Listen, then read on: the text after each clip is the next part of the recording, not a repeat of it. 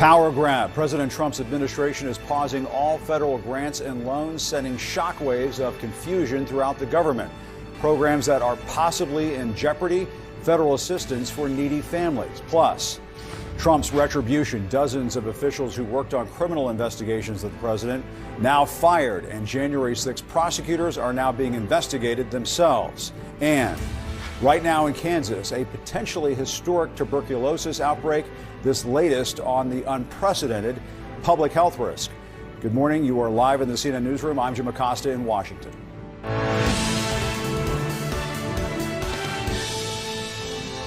right, we begin the hour with CNN's Phil Mattingly, who joins us now. Phil, this is stunning coming in from the Trump administration, a pause on federal grants and loans. What does it all mean? Yeah, it's honestly, that's the question a lot of people who administer these loans and get these grants out the door were asking last night. That's how surprised people were. Look, we have seen a number of pauses, particularly on foreign assistance, on issues related to the executive orders that President Trump has signed in the initial days in office. But this is so wide-ranging and so large scale that I think a lot of people last night, including some career officials in the OMB, were trying to figure out exactly what they were going for. Yeah. And the reason why is this. The actual two-page memo that was put out and signed by the acting director wasn't exactly clear on the scope of what this order is going to do. Here's what we know at this point in time from talking to probably more than a dozen people over the course of the last 12 hours. Yeah. All loans and grants from the federal government, federal assistance, will be paused. We're talking about rental assistance, school breakfast and lunch programs, Head Start, federal grants for water infrastructure.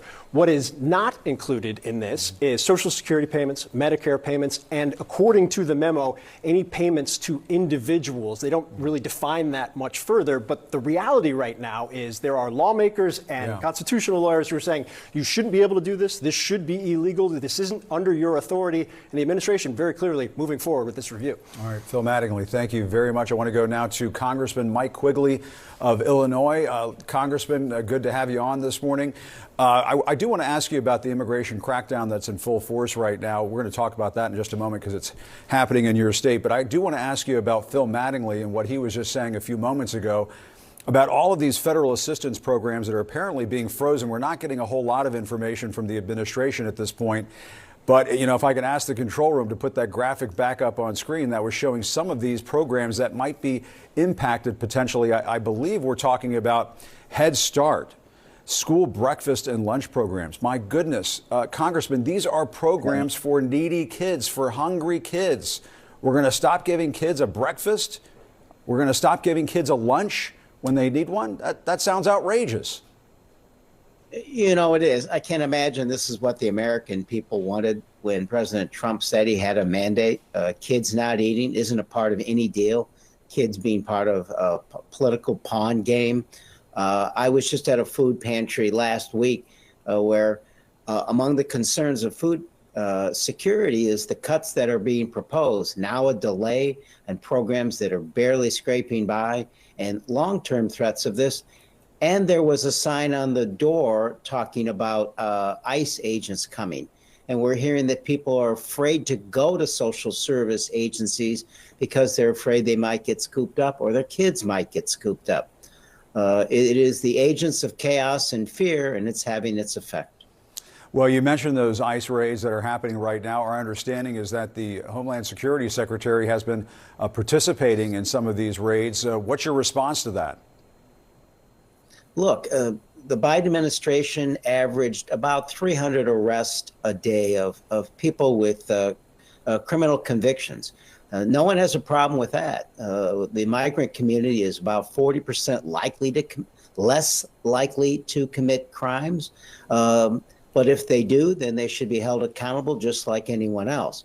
But what we're talking about here is mass arrest of people who are simply undocumented. 11 million people are under target. So again, we have people afraid to go to work, afraid to go to school, churches, any places where there's gathering.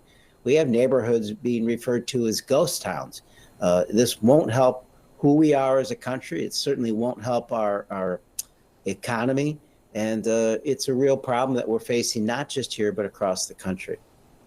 And Congressman, over the weekend, we saw talk show host Dr. Phil, of all people, posting videos of himself participating in a ride-along with immigration agents in Chicago.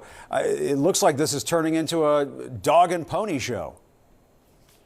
Yeah, when ICE agents are told to wear clothes appropriate for television, and Dr. Phil talked about it doing for transparency. Look, if we're going to talk about transparency, don't in the same week get rid of all the inspectors general with more to come. This is an opaque administration in the first 4 years, beginning that way, the beginning of this administration as well. And I do want to ask you about some of the efforts underway inside the Trump administration to go after people inside the Justice Department, apparently firing prosecutors who worked on the Jack Smith case and so on. We're going to talk about this with Evan Perez in just a moment. It sounds like when Donald Trump was out on the campaign trail saying, "I am your retribution," he meant it. It sounds like we're in the middle of his retribution campaign. What's your response? Yeah, so much for an independent law enforcement. Clearly, the first Trump administration wanted to go after their enemies. They wanted to overturn a lawful election. And if it wasn't for some brave people in the Justice Department back then, they might have been able to do just that. So we're seeing it at the beginning of this administration. What I fear is that President Trump imagines he's not going to make the same mistake. He's going to be more emphatic than ever. He's going to go after people who he sees as enemies, and he's going to use the Justice Department as a weapon. So look out below. It's a great concern. He's not going to bring on anybody who isn't a total sycophant in those spots, and it's a real concern for the rule of law. Well, a congressman, he's out there joking at events that he's going to run for a third term. What do you think of that? Yeah, absolutely nothing surprises me. What I told people during the campaign cycle was, when an autocrat tells you what he's going to do, believe him. All right? He's already attempted to invalidate the Constitution and the 14th Amendment. I appreciate the fact that a federal judge struck that down. But obviously, he's appointed a lot of judges who will do his bidding. My concerns are the Supreme Court, in an extraordinary moment in history, will agree with him on one of these egregious ideas, and our Constitution will be very vulnerable from then on. Yeah. And based on my experience covering Trump, he doesn't tell a lot of jokes. I should clarify that. So we're not sure exactly what he meant by all of that. But in the meantime, Congressman Mike Quigley, Democrat of Illinois, thank you very much for your time this morning. We appreciate it. As I mentioned this morning, we're getting a clearer picture of how